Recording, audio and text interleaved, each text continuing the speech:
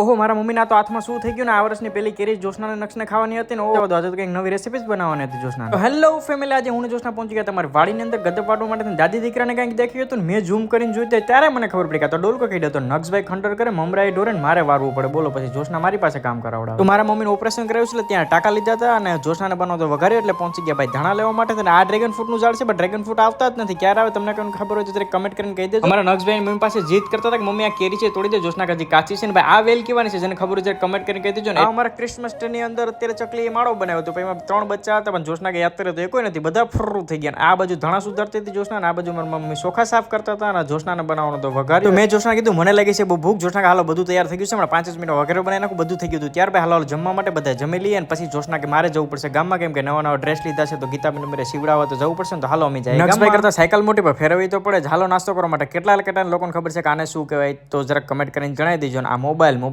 Joshna mobile છે વાત નથી, આના મગજમાં ફેર પડી જાય. બોલો.